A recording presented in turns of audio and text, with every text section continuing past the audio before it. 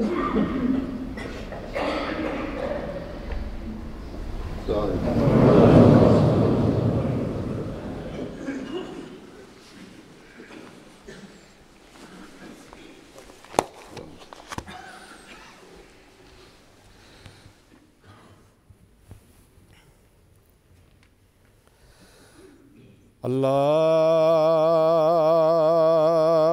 أكبر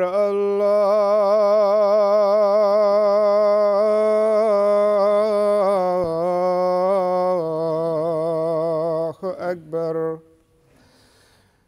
الله أكبر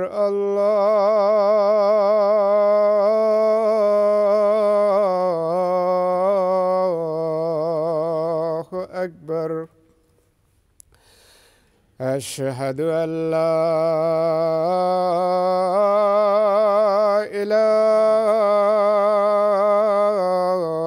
إله إلا الله. أشهد أن لا إله إلا الله. أشهد أن محمدًا رسول الله.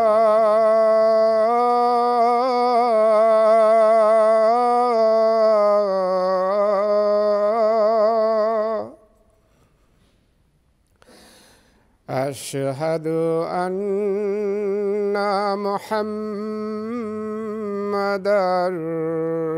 رسول الله. حي على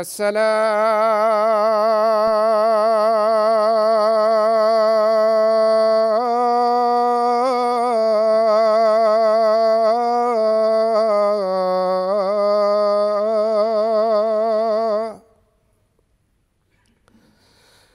حي على الصلاة.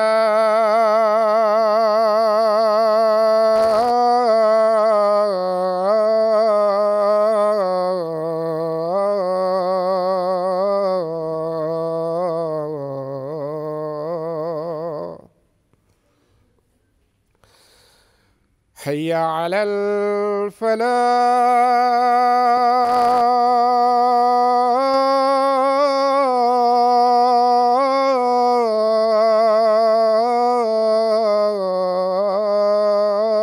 الفلاح. حي على الفلاح.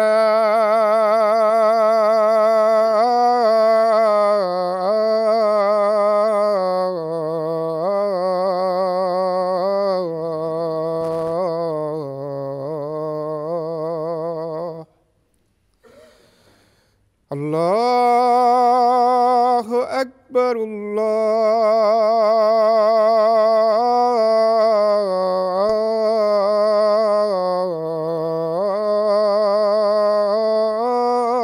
الله أكبر. لا إله إلا الله.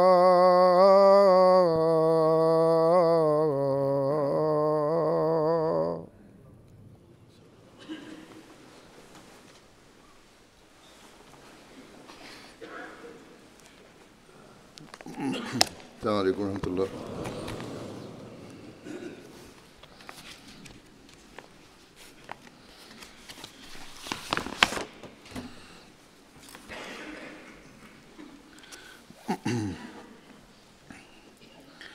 أشهد أن لا إله إلا الله وحده لا شريك له وأشهد أن محمدًا عبده ورسوله.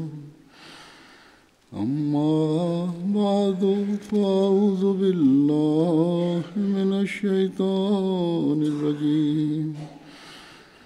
بسم الله الرحمن الرحيم الحمد لله رب العالمين الرحمن الرحيم مالك يوم الدين إياك نعبد وإياك نستعين اهدنا الصراط المستقيم صراط الذين أنعمت عليهم غير المغضوب عليهم ولا الضالين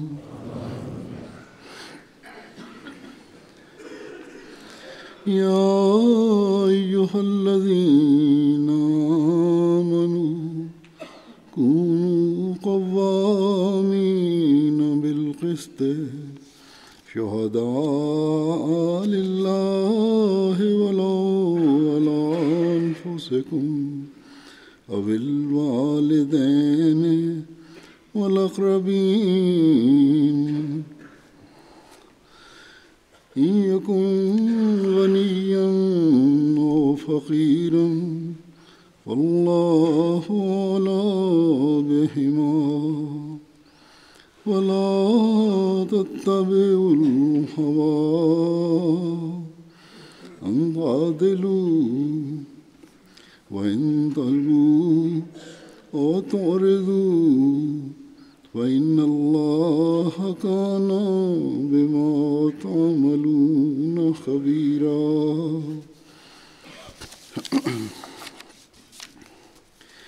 يا أيها الذين آمنوا كونوا قوامين لله شهداء بالقسط ولا يجرمنكم شنآن قوم على ألا تعدلوا اعدلوا وأقرب للتقوى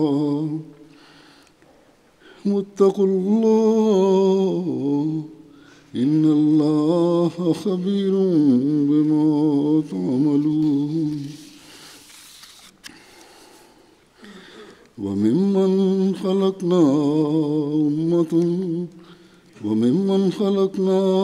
أمة يهدون بالحق وبه يعدلون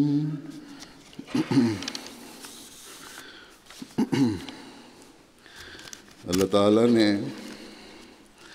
جس طرح اور جس معیار کے عدل و انصاف کے قائم کرنے کی مسلمانوں کو ہدایت فرمائی ہے، کسی اور مذہبی کتاب میں یہ معیار موجود نہیں ہے، لیکن بدقسمتی سے اس وقت ہر سطح پر مسلمانوں میں ہی ایک ایسا بڑا طبقہ ہے،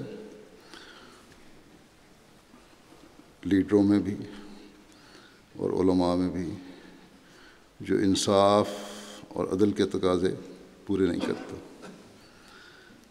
اسی طرح گھروں میں، عوام الناس میں، عامۃ المسلمین میں،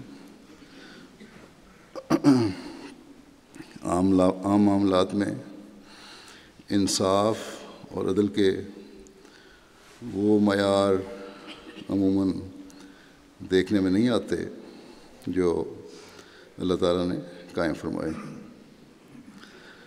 جس کی ایک مومن سے توقع کی جاتی ہے۔ گھریلو ناچاکیوں کے معاملات ہیں تو اس کے لیے مردوں کی طرف سے، عورتوں کی طرف سے بھی بسا اوقات غلط واقعات کے ساتھ عدالتوں میں مقدمات پیش کیے جاتے ہیں، غلط گواہیاں پیش کی جاتی ہیں، ناجائز حقوق لینے کے لیے یا کسی کا حق مارنے کے لیے جھوٹ اور غلط بیانی سے کام لیا جاتا ہے۔ غرض کہ بہت بڑی تعداد ایسی ہے جو اپنا حق لینے یا یہ سمجھتے ہوئے کہ میرا حق ہے اور دوسرے کا حق مارنے کے لیے سچائی سے کام نہیں لیتی یا مارنے کے لیے جھوٹ بولتے ہیں اور عدالت کو بھی دھوکے میں رکھتے ہیں۔ بعض جگہ انصاف کرنے والے غلط فیصلے اپنے ذاتی مفادات کے لیے کر لیتے ہیں، گویا کہ نظام ہی بگڑ گیا ہے۔ تو بہرحال اس بے انصافی سے معاشرے میں برائیاں پھیلتی چلی جاتی ہیں۔ پھر قومی سطح پر حکمران انصاف کے تقاضے پورے نہیں کرتے، نہ اپنی رعایا کے لیے ہی انصاف کے تقاضے پورے کیے جا رہے ہوتے ہیں، نہ ہی ملکوں کے آپس کے تعلقات میں انصاف کے تقاضے پورے کیے جاتے ہیں۔ علماء ہیں تو انہوں نے مذہب کو اپنی ذاتی مفادات حاصل کرنے کا ذریعہ بنا لیا ہے، اور دعویٰ مسلمانوں کا یہ ہے کہ ہم خیر امت ہیں اور اسلام ہی دنیا کے مسائل کا بہترین حل پیش کرتا ہے۔ یقیناً مسلمان خیر امت ہیں اگر وہ اللہ تعالیٰ کے حکموں پر چلیں اور قرآن کریم کی تعلیمات پر عمل کریں۔ یقیناً اسلام ہی دنیا کے تمام مسائل کا حل پیش کرتا ہے، بشرطے کہ اس کی تعلیم کے مطابق حق اور انصاف قائم کیا جائے۔ یہ آیات جو میں نے تلاوت کی ہیں یہ 3 مختلف صورتوں کی ہیں، النساء کی، المائدہ کی اور الاعراف کی۔ پہلی آیت جو النساء کی ہے اس کا ترجمہ یہ ہے کہ اے وہ لوگو جو ایمان لائے ہو، اللہ کی خاطر گواہ بنتے ہوئے انصاف کو مضبوطی سے قائم کرنے والے بن جاؤ، خواہ خود اپنے خلاف گواہی دینی پڑے یا والدین اور قریبی رشتہ داروں کے خلاف، خواہ کوئی امیر ہو یا غریب، دونوں کا اللہ ہی بہترین نگہبان ہے۔ بس اپنی خواہشات کی پیروی نہ کرو، مبادہ عدل سے گریز کرو۔ اگر تم نے گول مول بات کی یا پہلو تحقیق کی کر گئے تو یقیناً اللہ جو تم کرتے ہو اس سے بہت باخبر ہے۔ بس یہ وہ حکم ہے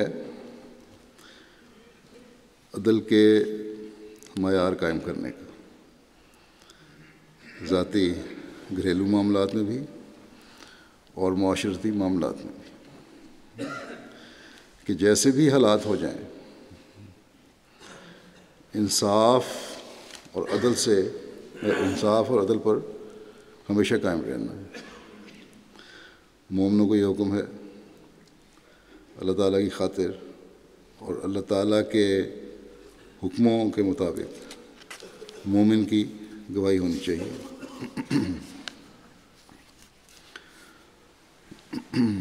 اور یہ اسی وقت ہو سکتا ہے جب اللہ تعالیٰ پر کامل ایمان ہو، ایمان کا معیار انتہائی اعلیٰ درجے کا ہو اور مضبوط ہو۔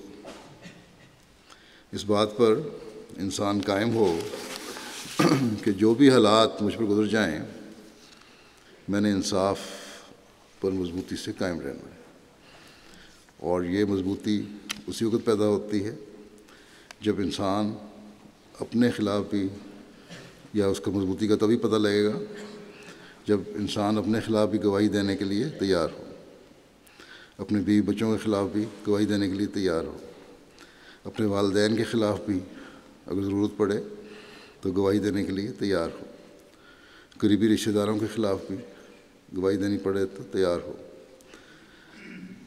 فرمایا کہ خواہشات کی پیروی عدل سے دور کرتی ہے، اگر اپنی خواہشات کی پیروی کرنے لگ گئے تو عدل اور انصاف سے دور ہو جاؤ گے۔ آج کل معاشرے کے بہت سے مسائل اس لیے ہیں کہ عدل اور انصاف کے معیار اس پائے کے نہیں ہیں جو اللہ تعالیٰ چاہتا ہے۔ اپنی باتوں کو توڑ مروڑ کر پیش کرنا عام بات ہے۔ افسوس اس بات کا ہوتا ہے کہ بعض اوقات ہم میں سے بھی بعض لوگ دنیا داری اور ماحول کے زیر اثر باوجود حضرت مسیح موعود علیہ الصلوۃ والسلام کی بیعت میں آنے کے ایسی باتیں کر جاتے ہیں اور ایسی گواہی دیتے ہیں جو حقائق سے دور ہوتی ہے۔ اللہ تعالیٰ تو فرماتا ہے کہ چاہے ذاتی یا اپنے والدین کا نقصان بھی ہو جائے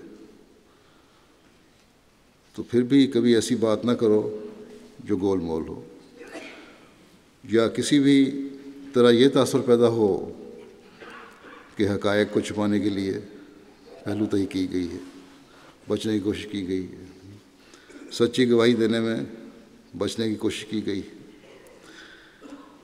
یہ باتیں ہم روزمرہ کے معاملات میں دیکھتے ہیں، مثلاً میاں بیوی کے معاملات ہیں، قضاء میں بہت سارے ایسے معاملات آتے ہیں جہاں حقائق سے کام نہیں لیا جاتا۔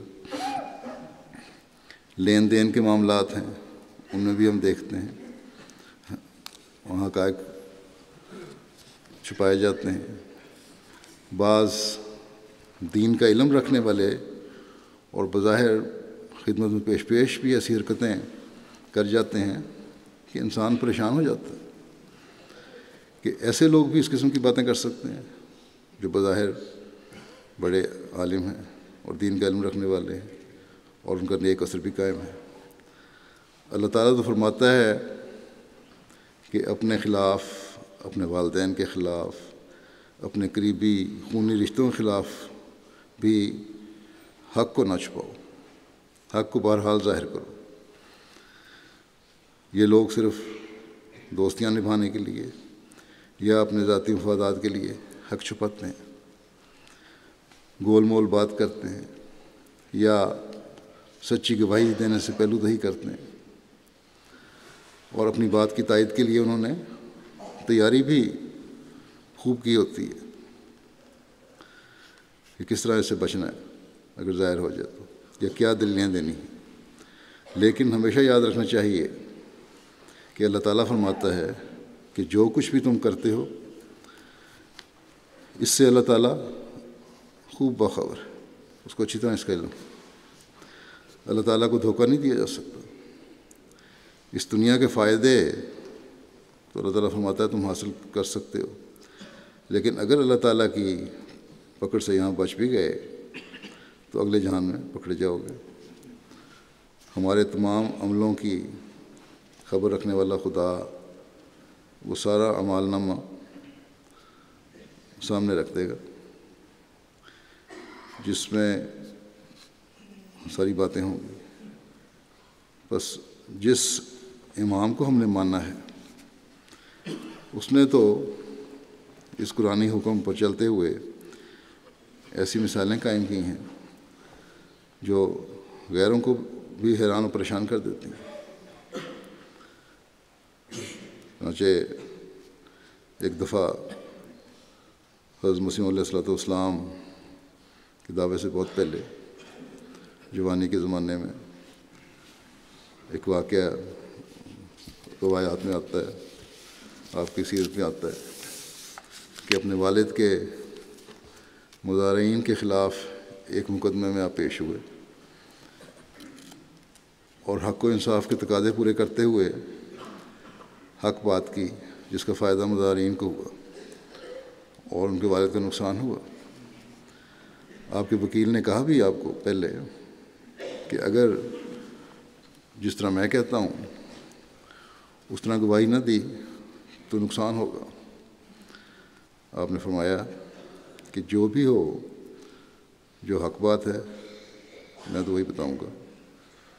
تو بہرحال جج نے مظاہرین کے حق میں ڈگری دے دی، اور دیکھنے والے بتاتے ہیں کہ مقدمے کے ہارنے کے بعد جب آپ کے خلاف فیصلہ ہو گیا، جب آپ واپس ہوئے وہاں سے عدالت سے، تو اس طرح خوش خوش واپس آ رہے تھے کہ لوگ جن کو اس فیصلے کا پتہ نہیں تھا وہ سمجھے کہ شاید آپ مقدمہ جیت کر واپس آ رہے ہیں۔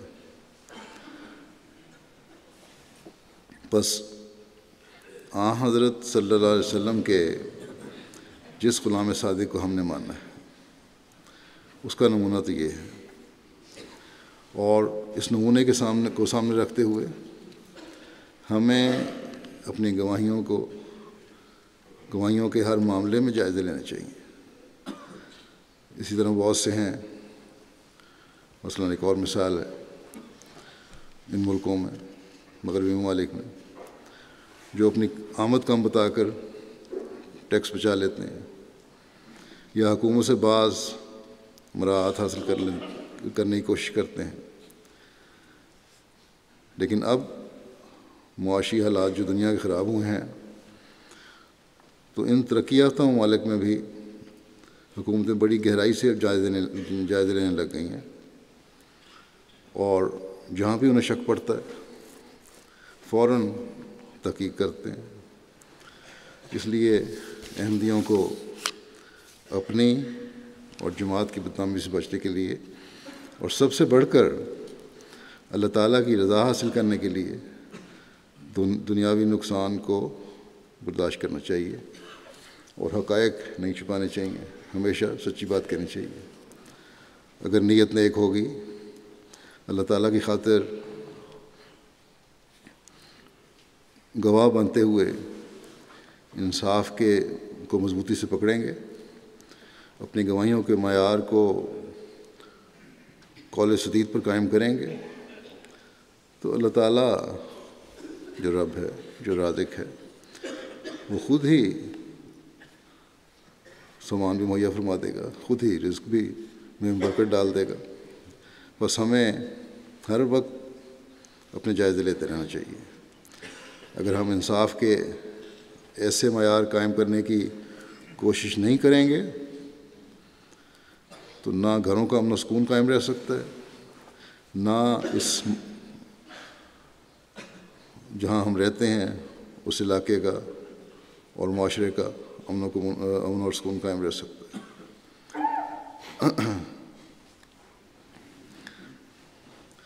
اس پر عمل نہ کرنے سے افراد جماعت کے آپس کے تعلقات میں بھی دوریاں پیدا ہوں گی۔ حیرت ہوتی ہے، بعض لوگ غلط بیانی اور بے انصافی میں اس حد تک چلے جاتے ہیں کہ بعض بچیوں کے والدین نے مجھے شکایت کی کہ ہماری لڑکی کا ایک جگہ اگر رشتہ ختم ہوا تو اس کے ساتھ سابقہ سسرال والے ہر جگہ جہاں بھی رشتے کی بات چلتی ہے وہاں پہنچ کر جھوٹ اور غلط بیانی سے کام لیتے ہیں اور لڑکی کو بدنام کرتے ہیں۔ اسی طرح بعض لڑکے بھی میرے پاس آئے جن کو لڑکی کے والدین اس طرح بدنام کر رہے ہیں، ان کے خلاف گواہیاں دے کر ان کے رشتے توڑوائے جا رہے ہیں، ہمیں یا ان میں رکھنا ڈالنے کی کوشش کی جا رہی ہے۔ تو یہ انتہائی خطرناک چیز ہے، معاشرے کا امن برباد کرنے والی بات ہے اور اپنے عہد کو توڑنے والی بات ہے، اللہ تعالیٰ کے حکموں سے دور ہٹنے والی بات ہے۔ اللہ تعالیٰ نے تو ہم پر احسان کیا ہے کہ ہمیں زمانے کے امام کو ماننے کی توفیق دی، بھائی بھائی بنانے کا انتظام فرمایا اللہ تعالیٰ نے، اور ہم اپنے بعض ذاتی مفادات کے لیے یا اپنی اناؤں کی تسکین کے لیے یا دلوں میں بغض و کینہ رکھتے ہوئے ایک دوسرے کے لیے بدلے لینے کی کوشش کرتے ہیں، اور بدلے لینے کے لیے اس حد تک چلے جاتے ہیں کہ خدا تعالیٰ کے خوف کو بھی دلوں سے نکال دیتے ہیں۔ اگر کسی کے خیال میں اس پر زیادتی ہوئی بھی ہے تو اب معاملہ حل ہونے کے بعد، ختم ہونے کے بعد زیادتی کرنے والے سے علیحدہ ہو جائیں۔ اللہ تعالیٰ جو ہر معاملے کی خبر رکھنے والا ہے اس پر معاملہ چھوڑیں۔ اس بات میں ایک مومن کی سعادت مندی یہی ہے کہ اللہ تعالیٰ پر معاملہ چھوڑے۔ پھر اپنے معاشرے میں انصاف اور عدل اور سچائی قائم کرنے کے بعد اللہ تعالیٰ نے مومنوں کو یہ بھی حکم دیا ہے کہ اپنے ذاتی، معاشرتی اور قومی معاملات سے نکل کر بھی اعلیٰ معیار کا عدل اور انصاف قائم کرنا تمہاری ذمہ داری ہے، اور غیر قوموں سے بھی عدل اور انصاف کا سلوک کرتے ہوئے اس کے اعلیٰ معیار قائم کرو۔ اگر دشمنوں کے ساتھ بھی تم نے عدل اور انصاف کے معیار قائم نہ کیے تو خیال کیا جائے گا کہ تم تقویٰ پر چلنے والے نہیں۔ چنانچہ سورہ مائدہ کی آیت 9 ہے، اس میں اللہ تعالیٰ جو میں نے تلاوت کی ہے تو ترجمہ یہ ہے، اللہ تعالیٰ فرماتا ہے کہ اے وہ لوگوں جو ایمان لائے ہو، اللہ کی خاطر مضبوطی سے نگرانی کرتے ہوئے انصاف کی تائید میں گواہ بن جاؤ، اور کسی قوم کی دشمنی تمہیں ہرگز اس بات پر آمادہ نہ کرے کہ تم انصاف نہ کرو۔ انصاف کرو، یہ تقویٰ کے سب سے زیادہ قریب ہے، اور اللہ تعالیٰ سے ڈرو، یقیناً اللہ اس سے ہمیشہ باخبر رہتا ہے جو تم کرتے ہو۔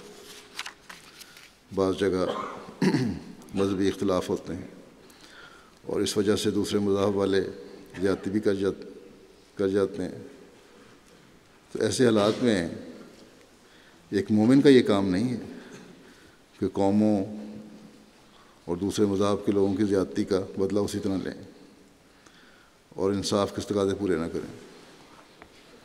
اس بارے میں حضرت مسیح اول نے ایک دفعہ بیان فرمایا درس میں کہ مثلاً اس زمانے میں آریہ لوگ مسلمانوں کو نوکریوں میں تنگ کرتے تھے، نکال دیتے تھے، کہ اگر وہ ایسا کر رہے بھی تو مسلمان کا کام نہیں ہے کہ ان سے بدلے لے،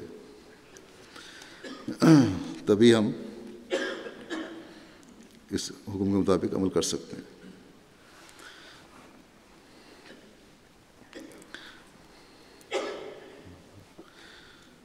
مومن کا ایک کام کبھی نہیں ہے کہ انصاف قائم نہ کرے۔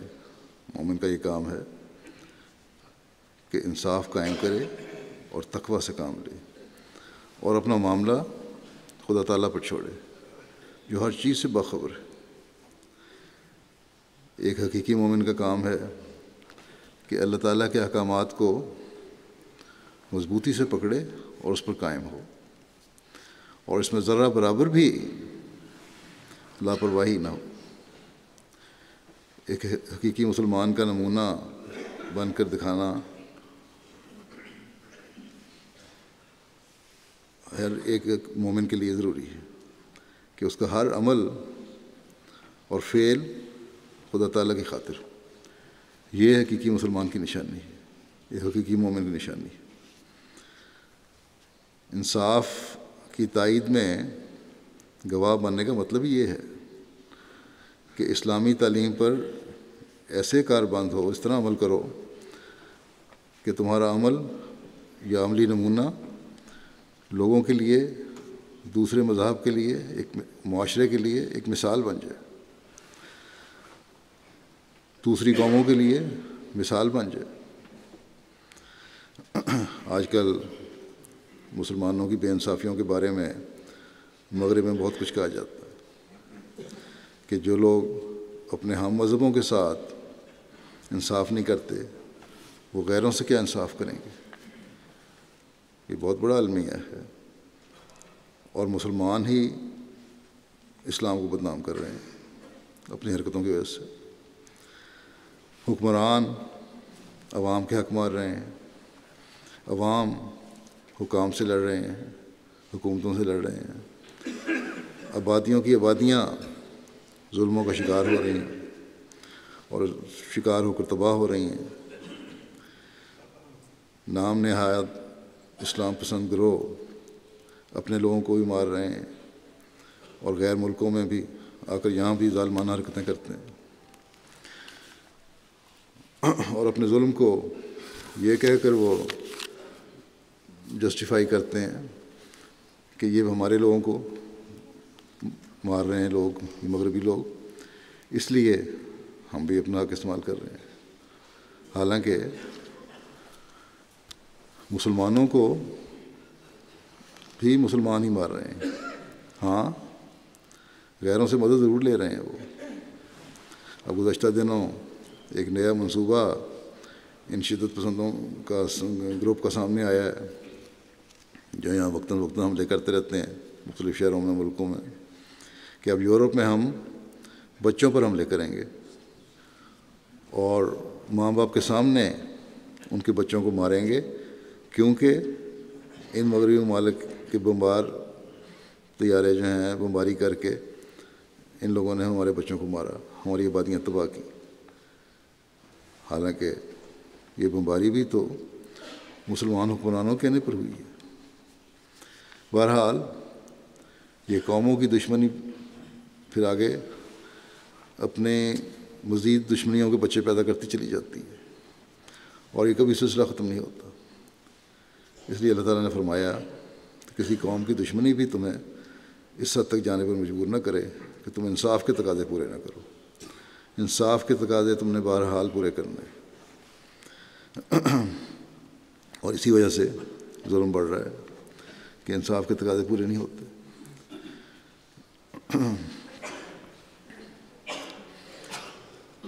اور جو غیر مسلم ہمارے خلاف ہیں وہ بھی اس لیے کہ مسلمانوں کے عملی نمونے اسلامی تعلیم کے خلاف ہیں۔ چاہیے تو یہ تھا کہ مسلمان اپنے نمونے دکھاتے ہوئے اسلام کی خوبصورت تعلیم دنیا کو بتاتے ہوئے اسلام کی تبلیغ کرتے، لیکن یہاں تو حساب ہی الٹا ہے، اور ظلموں کے علاوہ تو کچھ دیکھنے میں نہیں آتا مسلمان ممالک میں۔ اسلام کی تائید میں گواہی تو یہ اللہ تعالیٰ کی تائید میں گواہی اگر ہے تو اسلامی تعلیم کی خوبصورتی بیان کر کے ہی دی جا سکتی ہے۔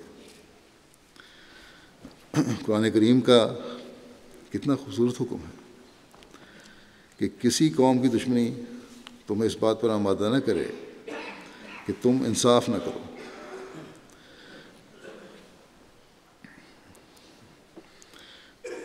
یہ حکم کسی اور مذہبی کتاب میں نہیں دیا گیا۔ انصاف قائم کرنے کے لیے کوئی امتیاز نہیں ہے۔ انصاف حاصل کرنے کا حق مسلمان اور غیر مسلم دونوں کو برابر ہے، بلکہ دشمنوں کے ساتھ سلوک میں انصاف کے تقاضے پورے کرنے ہیں، اس طرح زیادہ توجہ نہیں ہے۔ یہ کیسی خوبصورت تعلیم ہے، لیکن افسوس کہ اس تعلیم کے باوجود مسلمانوں کے عمل نے غیر مسلم دنیا میں اسلام کو بدنام کر دیا۔ عام مسلمان علماء، حکمران، علماء سب یہ حرکتیں کر رہے ہیں،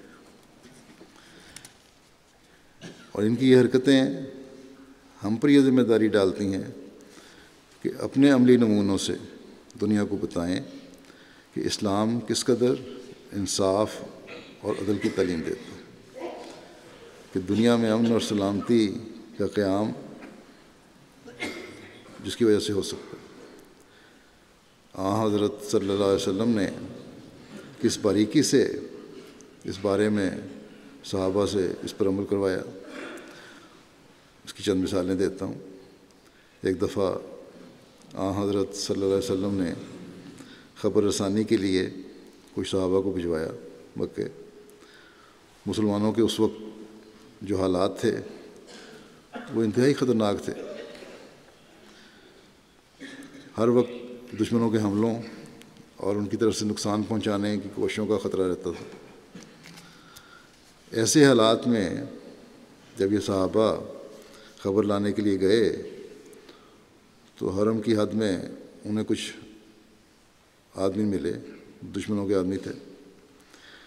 ان مسلمانوں نے سوچا کہ انہوں نے ہمیں دیکھ لیا، اگر ہم نے اب ان کو زندہ چھوڑا تو یہ مکہ والوں کو خبر کر دیں گے اور وہ ہم پر حملہ کریں گے اور ہمیں مار دیں گے۔ اس سوچ کے ساتھ صحابہ نے ان کافروں کو حملہ کر کے ان میں سے ایک یا دو کو مار دیا۔ جب یہ صحابہ واپس مدینہ پہنچے تو پیچھے مکہ والوں کے آدمی بھی آ گئے کہ اس طرح آپ کے لوگ ہمارے 2 آدمی مار کر آ گئے ہیں اور حرم کے اندر مارے ہیں انہوں نے۔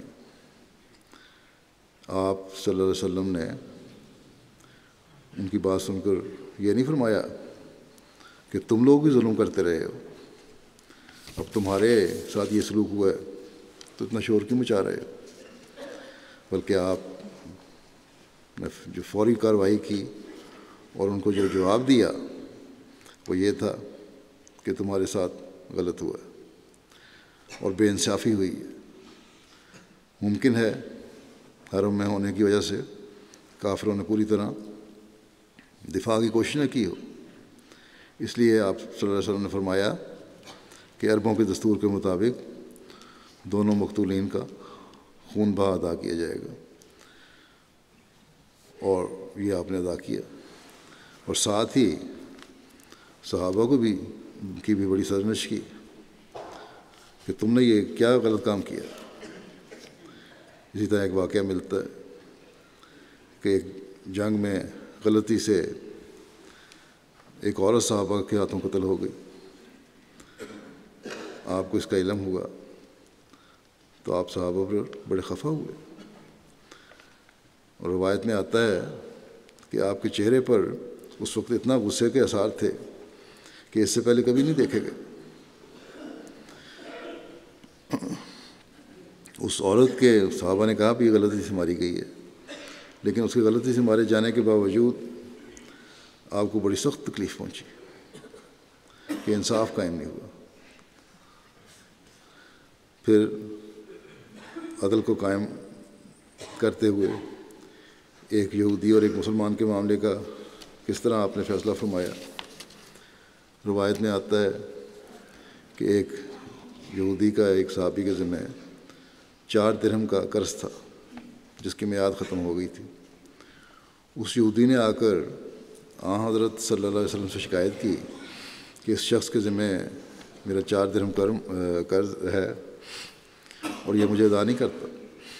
رسول اللہ صلی اللہ علیہ وسلم نے ان صحابی کو بلایا جن کا نام عبداللہ تھا، اور انہوں نے کہا کہ اس یہودی کا حق دے دو۔ حضرت عبداللہ نے عرض کی کہ اس ذات کی قسم جس نے آپ کو حق کے ساتھ بھیجا ہے، مجھے قرض ادا کرنے کی طاقت نہیں ہے۔ یہ ٹھیک ہے میں نے دینا ہے، لیکن اس وقت طاقت نہیں ہے۔ آپ صلی اللہ علیہ وسلم نے دوبارہ انہیں فرمایا کہ اس شخص کا قرض واپس کرو۔ عبداللہ نے پھر وہی عرض کیا اور عرض کی کہ میں نے اسے کہہ دیا ہے کہ آپ ہمیں خیبر بھجوائیں گے اور مال غنیمت میں سے کچھ حصہ دیں گے اور واپس آ کر میں اس کا قرض چکا دوں گا۔ آپ صلی اللہ علیہ وسلم نے پھر فرمایا کہ اس کا حق ادا کرو۔ نبی کریم صلی اللہ علیہ وسلم جب کوئی بات 3 دفعہ فرما دیتے تھے تو وہ قطعی فیصلہ سمجھا جاتا تھا۔ چنانچہ حضرت عبداللہ اسی وقت بازار گئے، انہوں نے ایک چادر بطور تہ بند کے باندھی ہوئی تھی اور سر کا کپڑا بھی تھا۔ سر کا کپڑا اتار کر انہوں نے تہ بند کی جگہ باندھ لیا اور چادر 4 درہم میں بیچ کر قرض ادا کر دیا۔ تو یہ معیار تھے جو آپ نے قائم فرمائے۔ یہودی کو یہ نہیں فرمایا کہ اس نے جب مہلت مانگی ہے تو مہلت دے، بلکہ اپنے صحابی کو یہ کہا کہ فوری اس کا قرض ادا کرو، اور اس کے لیے انہیں اپنے تن کے کپڑے بھی اتار کے بیچنے پڑے۔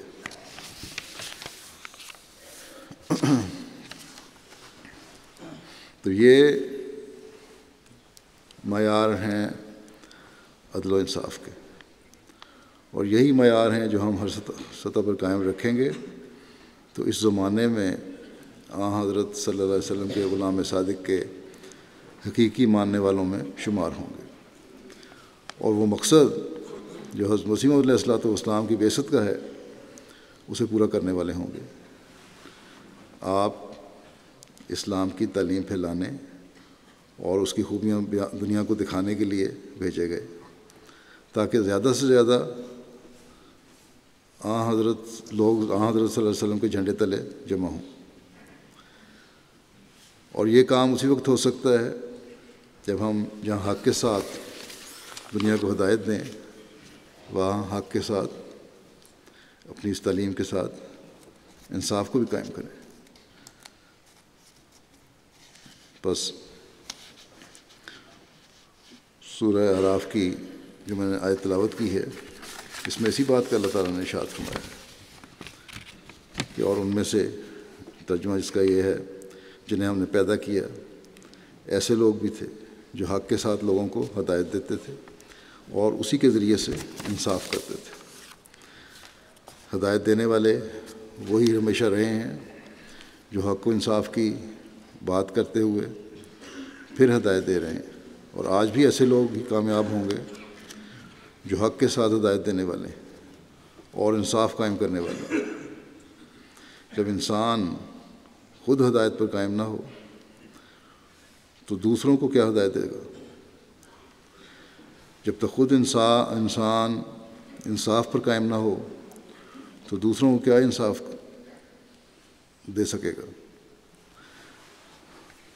بس ہم نے اگر حضرت مسیح علیہ الصلوۃ والسلام کے عہد بیعت کو پورا کرنا ہے اور آپ کے مشن کی تکمیل کرنی ہے اور اسلام کے پیغام کو دنیا تک پہنچانا ہے اور تبلیغ کا حق ادا کرنا ہے، تو پھر اسی اصول کے مطابق تمام اعلیٰ اخلاق کو اپنانا ہوگا جو اسلام کی تعلیم، جو حضرت صلی اللہ علیہ وسلم نے ارشاد فرمائے، جن کے بارے میں ہمیں حضرت مسیح علیہ الصلوۃ والسلام نے فرمایا ہے کہ یہ کرو۔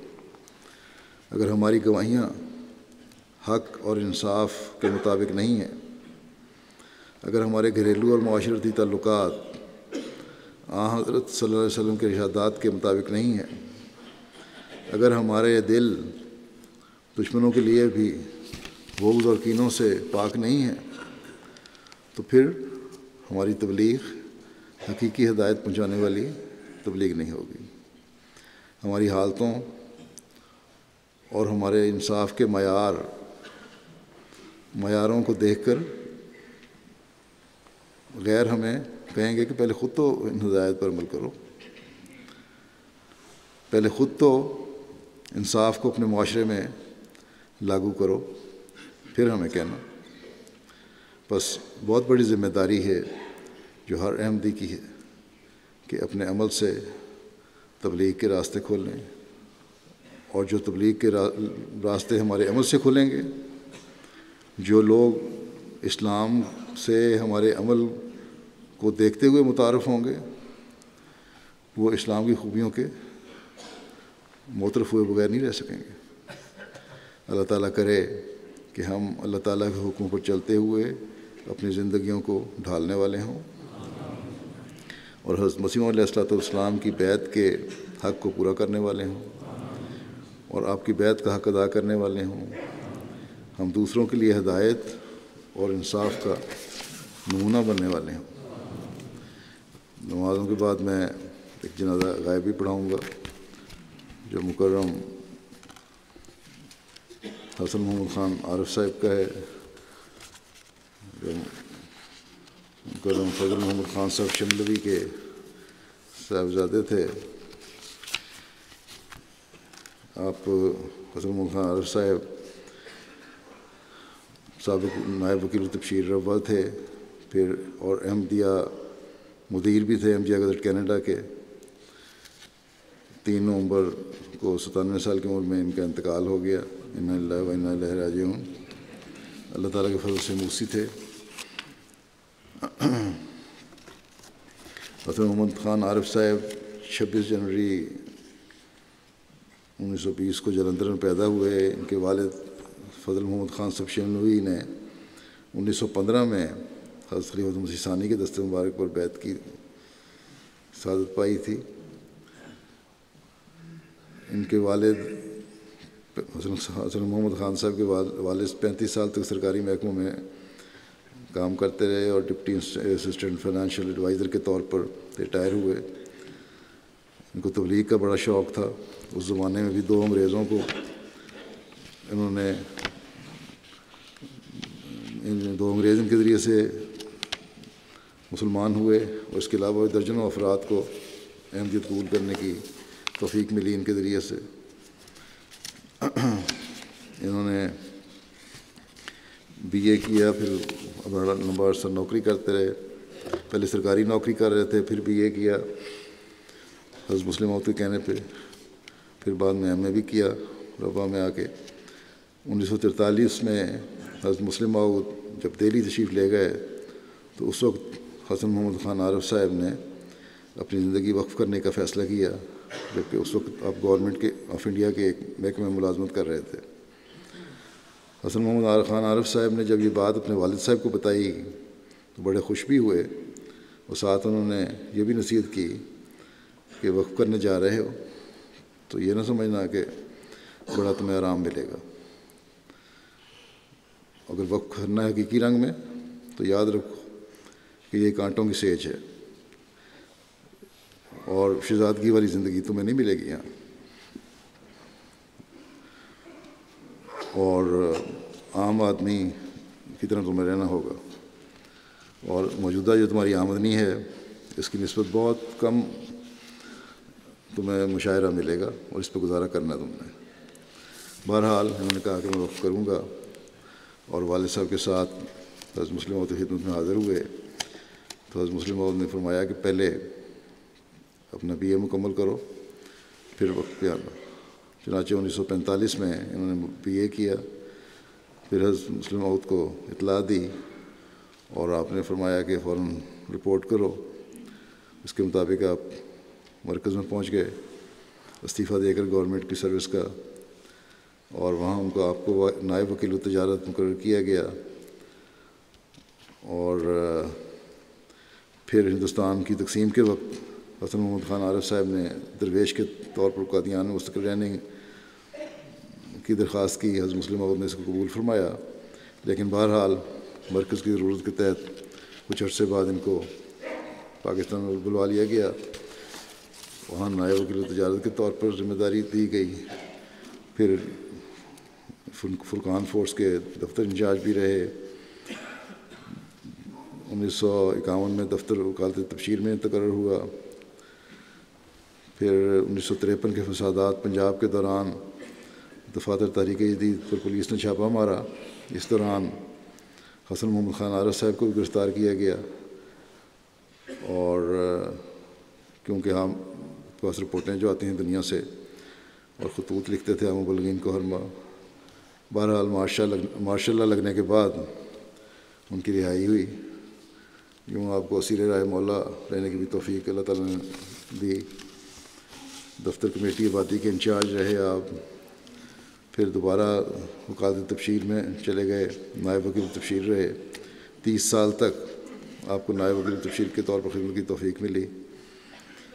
مختلف دوسرے دفاتر میں بھی عارضی طور پر کام کرتے رہے۔ اس کے ساتھ ساتھ وکیل الدیوان رہے، وکیل التعلیم رہے، وکیل الزراعت رہے، وکیل المال رہے، افسر امانت رہے۔ 1981 میں انہوں نے ریٹائرمنٹ لی۔ اس کے بعد یہ کینیڈا ہجرت کر گئے، اور کینیڈا جا کر MGI گزٹ کے ایڈیٹر کے طور پر خدمت شروع کر دی، اور 2006 تک 26 سال تک اس خدمت پر آپ کو یہ خدمت کی توفیق ملی۔ ابتدائی شروع میں موسیان میں سے تھے۔ وصیت نمبر آپ کا 5745 تھا۔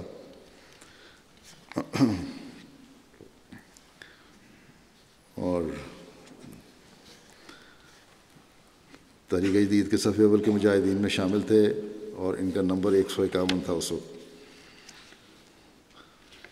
1978 میں انہوں نے ایک کتاب مقدس کفن تصنیف کی اردو زبان میں۔ انگریزی میں اس تصنیف کا آغاز کیا تھا کہ انگلش بھی اچھی تھی، لیکن حضرت خلیفۃ مسیح ثالث نے ارشاد فرمایا کہ اردو زبان میں کتاب تحریر کریں، کیونکہ اردو زبان میں حضرت مسیح ناصری کے کفن کے متعلق یہ پہلی کتاب ہوگی۔ اس کے علاوہ بچوں کی کتابیں بھی بعض آپ نے تصنیف کیں، جن میں حضرت مسیح علیہ السلام کی پیش گوئیاں اور سیدنا بلال وغیرہ شامل ہیں۔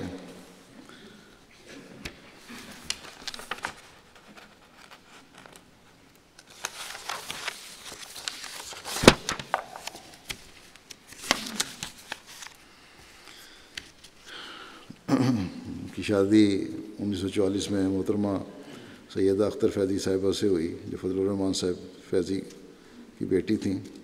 ان سے ان کے 4 بیٹے اور 2 بیٹیاں ہیں جو امریکہ اور کینیڈا میں ہی ہیں۔ بڑے ان کے بہو لکھتی ہیں جو فرید احمد عارف کی بیوی ہیں کہ میں نے دیکھا ہے کہ بڑے تہجد گزار اور باقاعدہ گریہ وزاری کے ساتھ نماز ادا کرنے والے، خلافت کے ساتھ بے پناہ عشق اور اطاعت کا تعلق تھا۔ اور ان کی وفات کے بعد کہتی ہیں ہمیں علم ہوا کہ پاکستان میں کئی بیوائیں اور یتیم بچے ایسے تھے جن کی مستقل مالی امداد آپ کیا کرتے تھے۔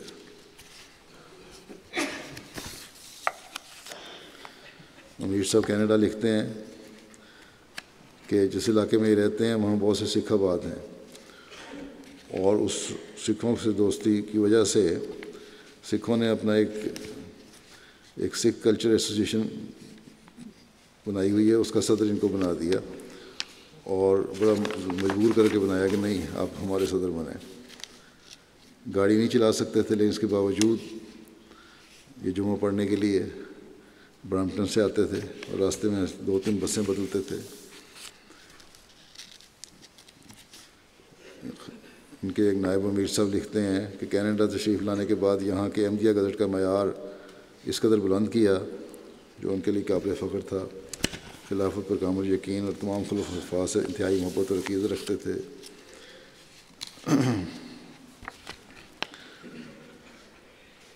میں ابھی ان کو بچپن سے جانتا ہوں، لیکن خلافت کے بعد ان کا بالکل ایک ایسی تبدیلی تھی جو دیکھ کر حیرت ہوتی تھی۔ اور شروع میں جب کمپیوٹر وغیرہ نہیں تھے تو احمدیہ گزٹ کا اردو حصہ اپنے ہاتھ سے لکھتے تھے اور انگریزی حصہ ٹائپ کیا کرتے تھے۔ پھر خطبات جو تھے وہ ان کے انگریزی ترجمے کرتے اور بار بار پڑھتے جب تک اطمینان نہ ہو جاتا، اس وقت تک گزٹ میں شامل نہ کرتے۔ حافظہ بھی بڑا اچھا تھا، اسلامی تاریخ کا گہرا مطالعہ تھا، کوئی نہ کوئی کتاب اور رسالہ ہر وقت زیر مطالعہ رہتا تھا۔ اخبار بڑے شوق سے پڑھنے والے، اکثر صحابہ کے ایمان افروز واقعات سنایا کرتے تھے۔ ان کے زمانے میں شاید ہی کہتے ہیں لکھنے والے کہ ایسا پرچہ ہو احمدیہ گزٹ کا جس میں حضرت خلیفۃ المسیح اول رضی اللہ عنہ کی مرکات الیقین سے کوئی نہ کوئی ایمان افروز واقعہ اردو اور انگریزی دونوں میں شائع نہ ہو۔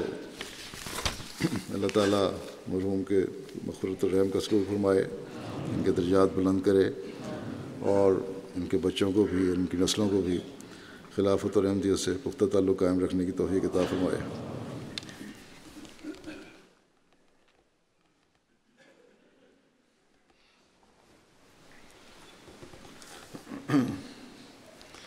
الحمد لله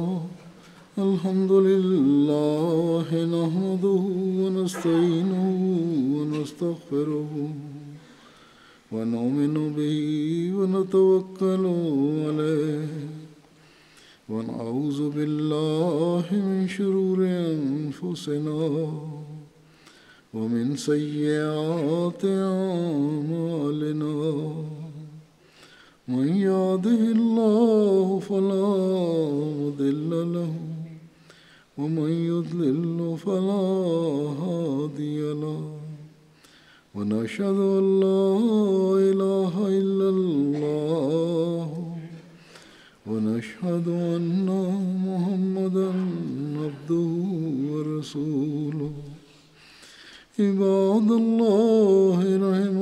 الله إن الله يأمر بالعدل والإحسان وإيتاء ذي القربى وينهى عن الفحشاء والمنكر والبغي يعظكم لعلكم تذكرون اذكروا الله يذكركم وادعوه يستجب لكم ولذكر الله أكبر.